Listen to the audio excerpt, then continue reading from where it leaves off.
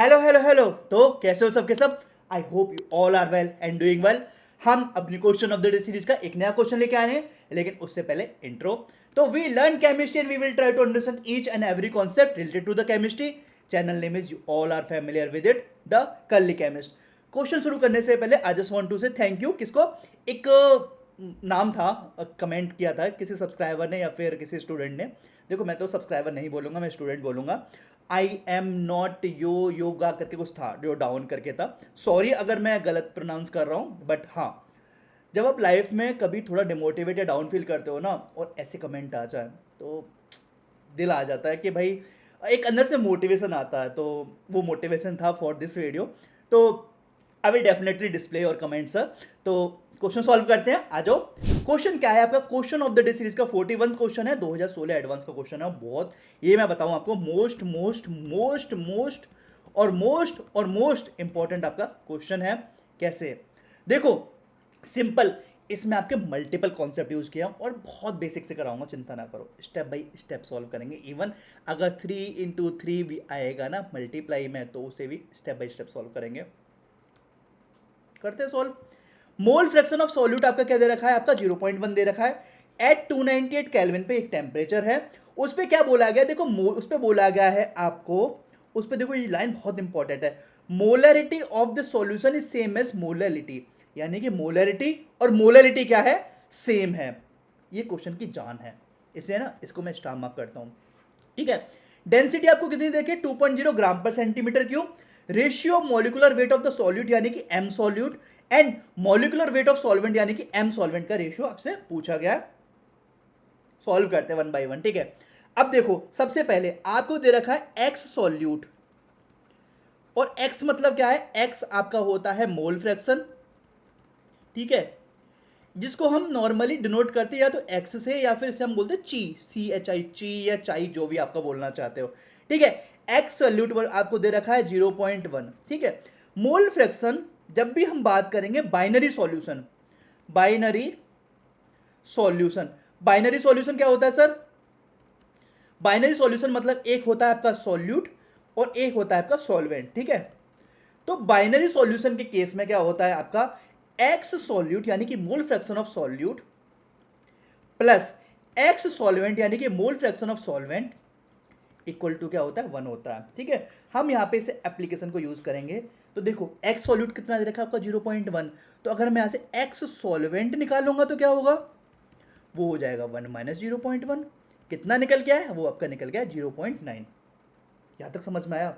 Sir step by step आगे बढ़ेंगे। ठीक है, बहुत स्लोली वे में कराऊंगा। एडवांस का बहुत प्यारा क्वेश्चन है, और इस ऐसे टाइप के क्वेश्चन आने के चांसेस होते ही होते हैं। ठीक है। एक्स सॉल्यूट निकल आया आपका 0.1, एक्स सॉल्वेंट निकल आया आपका 0.9। एक काम कर ले भाई, एक काम कर लेते हैं, एक्स सॉल्यूट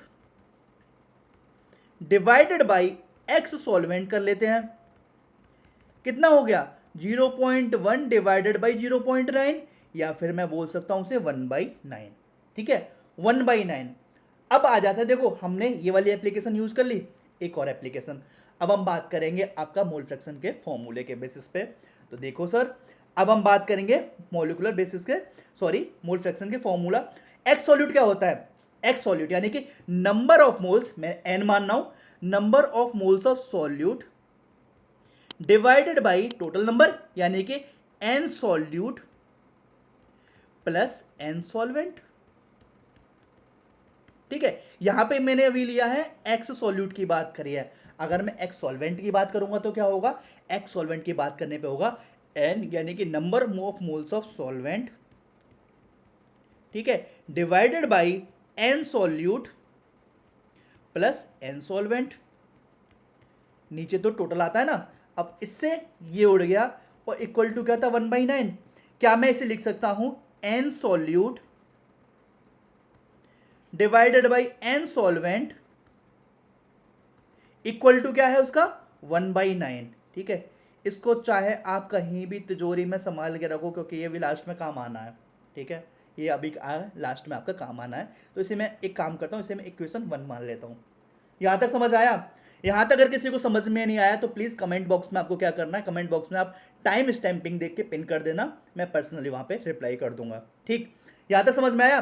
यानी कि number of moles of solute divided by number of moles of solvent, इसका रेशियो कितना निकल गया है, इसका रेशियो निकल गया है 1/9। आगे चलते हैं। नंबर ऑफ मोल्स का फॉर्मूला क्या होता है, बचपन में करा था, मास अपॉन मोलर मास, मास अपॉन मोलर मास। एक काम कर लेते हैं, कुछ लेट कर लेते हैं। तो एक काम करते हैं, W1 हम मान लेंगे क्या होता है आपका मास ऑफ सॉल्यूट, ठीक है, और आपका M1 मान लेंगे आपका मोलर मास ऑफ सॉल्यूट, ठीक है। W2 हम मान लेते हैं क्या, मास ऑफ सॉल्वेंट, और M2 क्या हो जाएगा, मोलर मास ऑफ सॉल्वेंट।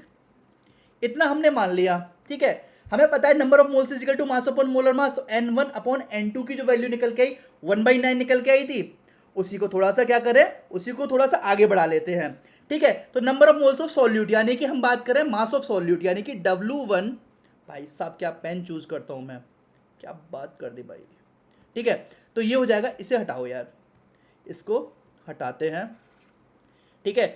अब हमारा क्या था, N1 डिवाइडेड बाई N2, यानी कि 1 मतलब आपका सॉल्यूट था, 2 आपका क्या था, सॉल्वेंट था, वो कितना था 1/9, ठीक है। तो N यानी कि number of moles of solute, तो number of moles of formula mass upon molar mass, तो W1 upon M1 equal to क्या होगा, W2 upon M2 will be equal to 1/9। Simple step. W1 upon M1, W2 upon M2 is equal to 1/9, या फिर मैं इसे लिख सकता हूं W1 अपॉन W2 इंटू ये ऊपर आ गया M2 M1 will be equal to 1/9। इसको भी क्या कर देता हूं, इसको भी मैं कैद में रख देता हूं, ये भी हमारा कैद ही हो गया, बॉक्स में रख लिया। अब आ जाते हैं कहानी पर। क्वेश्चन में बोला गया था मोलरिटी क्या है, इक्वल टू है सॉल्यूशन की क्या है, मोलरिटी आपके क्या दे रखे, इक्वल टू है मोलरिटी के, ठीक है। आपका क्वेश्चन में क्या बोला गया था, molarity of solution will be equal to क्या है, मोलरिटी के फॉर्मूले पे आते हो, molarity number of moles of solute, यानी कि N solute divided by volume of solution in litre में आता है, विल बी इक्वल टू क्या हो जाएगा, number of moles of solute divided by mass of solvent. देखो यहां पे मास ऑफ सॉल्वेंट है, सॉल्यूशन नहीं है, ठीक है। तो मास ऑफ सॉल्वेंट, और यहां पे हम लेते हैं केजी में, किलोग्राम में, ठीक है। इसको एक काम करते हैं, इसको थोड़ा सा इधर ले आते हैं, ठीक है। तो सेम आगे चलते हैं, सेम फॉर्मूला लगाते हैं, number of moles of solute यानी कि W1 और M1 के बेसिस पे W1 अपॉन M1 इंटू जी नंबर ऑफ मोल्स के लिए ना। अब देखो वॉल्यूम लीटर में हमें निकालना है, किसमें, ml में, डिवाइडेड बाई 1000 करेंगे, तो यहाँ पे 1000 आएगा, वो 1000 क्या आ जाएगा, ऊपर आ जाएगा। तो W1 upon M1 divided by 1000 divided by क्या हो जाएगा आपका, क्या हो जाएगा, वॉल्यूम इन ml हो जाएगा, ठीक। यहाँ तक समझ में आ गया। यहाँ पे हमारा मोलरिटी का कॉन्सेप्ट खत्म। Molarity number of moles of solute, यानी कि W1 यानी कि mass of solute divided by molar mass of solute, तो W1 अपॉन M1, और ये क्या हो जाएगा, देखो ये सॉल्वेंट केजी में है, तो 1000 अगर मैं यहां पे करूंगा तो ये क्या हो जाएगा, W2 इन ग्राम हो जाएगा। एक एक स्टेप चलना है, यहां तक समझ में आएगा। W2 यहां पे ग्राम में ले लिया। अब देखो एक नया कॉन्सेप्ट, हमें 10th क्लास में पढ़ाया जाता है क्या, डेंसिटी, प्लीज ये पेंसिल अच्छी होनी चाहिए colour, density is equal to mass upon volume होता है, क्या कलर में चूज करता हूं भाई, डेंसिटी इज इक्वल टू क्या होता है, मास अपॉन वॉल्यूम होता है। हमें पता है आपका कि यहां से अगर मैं वॉल्यूम निकाल लूंगा, मास अपॉन डेंसिटी हो जाएगा, और मास क्या है आपका, मास ऑफ सॉल्यूशन है, मास ऑफ सॉल्यूशन है, ठीक है। अगर ये मास ऑफ सॉल्यूशन है तो मास क्या मैं उसे बोल सकता हूं W1 प्लस W2, सिंपल। और डेंसिटी कितनी दे रखी है, 2। तो V की वैल्यू कितनी निकल के आ गई, V की वैल्यू निकल के आ गई क्या, V की, भाई क्या आज हो रहा है, आज तो थोड़ा अजीब सही हो रहा है, वेट, ठीक है। तो V की वैल्यू कितनी निकल के आ गई, V की वैल्यू आपकी निकल आई, यानी कि वॉल्यूम आपका निकल आया है W1 plus W2 divided by 2, ठीक है। क्योंकि ये आपका मास ऑफ सॉल्यूशन, और सॉल्यूशन का मतलब क्या होता है, सॉल्यूट प्लस सॉल्वेंट होता है। आई थिंक यहां तक तो क्लियर हो गया होगा। अब एक काम करें, v की वैल्यू क्या निकल गई, W1 plus W2 divided by 2, या मैं आगे लिख लेता हूँ, v की वैल्यू कितनी निकल गई है, W1 यानी कि mass of solute plus mass of solvent divided by 2। अब क्या करेंगे, अब सिंपल सी चीज़ थी जो हमने ये करा था ना, ये जो चीज़ थी, इसको एक काम करें, इसे यहीं से काट देते हैं। W1 से W1 गया, M1 से M1 गया, और 1000 से 1000 गया। ठीक है, क्या बचा आपका बचा यहाँ पे वॉल्यूम की वैल्यू निकालते हैं। तो एक काम करते हैं ना, v की वैल्यू यहाँ पे रख देते हैं हम, यहाँ पे था 1/v इक्वल टू क्या था, 1/W2। इसको क्या मैं लिख सकता हूँ, 1/W1 plus W2 divided by 2। तो W1 plus W2 divided by 2 यानी कि 1 × 2 इज इक्वल टू 1/W2 हो गया। यहाँ तक क्लियर, ऊपर आ गया ना, मैंने 2 को ऊपर रख दिया। तो क्या मैं लिख सकता हूँ इसे, यहाँ पे इसे हटाता हूँ मैं, ओवरऑल ये लिख सकता हूँ आपका 2W2 equal to W1 plus W2। क्या करा, क्रॉस मल्टीप्लाई तो करा, 2W2 is equal to W1 plus W2, simple cross multiply किया। तो यहां से W1 इक्वल टू क्या निकल गया, W1 is equal to W2 निकल के आ गया। स्टेप बाय स्टेप चल रहा है सर, जहां समझ में ना आए ना, आप प्लीज टाइम स्टैंपिंग का बोल देना, वहां पे कमेंट सेक्शन में डाल देना, बता देगा अपन।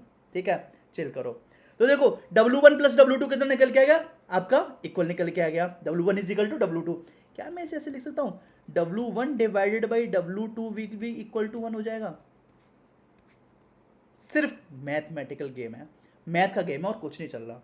ठीक है, तो देखो यहां से आपका क्या कॉन्सेप्ट निकला, W1 divided by W2 equal to 1। अब आ जाओ सर वहां पे, यहां पर हम बात कर रहे हैं, इस बॉक्स का बनाया था मैंने, और एक था ये W1 divided by W2 into M2 divided by M1 is equal to 1/9। एक काम करता हूँ, लिख लेता हूँ, W1 divided by W2 into M2 divided by M1 equal to क्या, 1/9 था। इसकी वैल्यू कितनी है, इसकी वैल्यू है 1 into M2 divided by M1 will be equal to 1/9, या M1 डिवाइडेड बाई M2 कितना हो जाएगा, 9 हो जाएगा।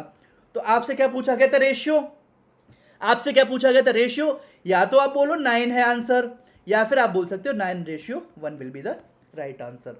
आई होप आपको ये वीडियो समझ में आई होगी, इसमें बहुत सारे कॉन्सेप्ट यूज किए गए थे। तो अगर आपको वीडियो समझ में आई हो तो प्लीज़ इस वीडियो को लाइक करना है, दोस्तों के साथ शेयर करना है, और अपने चैनल को सब्सक्राइब करना है। मेरा सिर्फ चैनल नहीं है, आप लोगों का है। और प्यारे प्यारे कमेंट डालिए। देखिए अगर आपका कमेंट अच्छा आएगा ना, सीरियसली बता रहा हूँ, अगले वीडियो में हम 1 by 1 उसे भी डिस्प्ले करेंगे, बिल्कुल समझ में आएगा, क्लियर। ठीक है, तो आगे चलते हैं। अब हम देखेंगे इसमें कि हमने क्या क्या यूज़ किया। हमने यहाँ पे मोल फ्रैक्शन का कॉन्सेप्ट देखा था, x1 plus x2 divided by x1 plus x2 equal to 1 था। और हमने मोल फ्रैक्शन का फॉर्मूला भी करा था, कि जिसका भी देखो एक ट्रिक बताता हूँ। अगर मैं बात करूँ एक्स सॉल्यूट की, ट्रिक बता रहा हूँ भाई, लिख लेना। ठीक है, एक्स सॉल्यूट की बात करूंगा तो नंबर ऑफ मोल्स सॉल्यूट ऊपर आएगा divided by total number of moles आएगा। अगर मैं एक्स सॉल्वेंट की बात करूंगा तो number of moles of solvent ऊपर आएगा और नीचे टोटल आएगा। ये बस नॉर्मल सी ट्रिक है। और एक्स सॉल्यूट मैं बात कर रहा हूँ for a binary solution, x solute plus x solvent always will be equal to 1, always will be equal to 1। ठीक है, मोल फ्रैक्शन का फॉर्मूला हमने देखा, नंबर ऑफ मोल्स का formula mass upon molar mass, as simple as that. उसके बाद molarity और molarity को हमने क्या करा, इक्वल टू करा था अकॉर्डिंग टू द क्वेश्चन, और उसके बेसिस पर हमने फॉर्मूला लगाया, आगे आंसर निकाल के आए। Density is equal to mass upon volume, ये बचपन से पढ़ते हुए आ रहे हैं। और लास्ट में हमने क्या करा, मैथमेटिकल टूल यूज करे। तो वीडियो तो बहुत जबरदस्त थी। ठीक है, आई होप आपको क्वेश्चन समझ में आया होगा, बहुत चिल वाला क्वेश्चन था, स्टेप बाय स्टेप हमने सॉल्व किया था, और आगे भी सेम क्वेश्चन आता रहेगा, इसी टाइप के क्वेश्चन हम सॉल्व करते चलेंगे। तो एट लास्ट चलो मिलते इसी गली चौराहे पे, बाय बाय।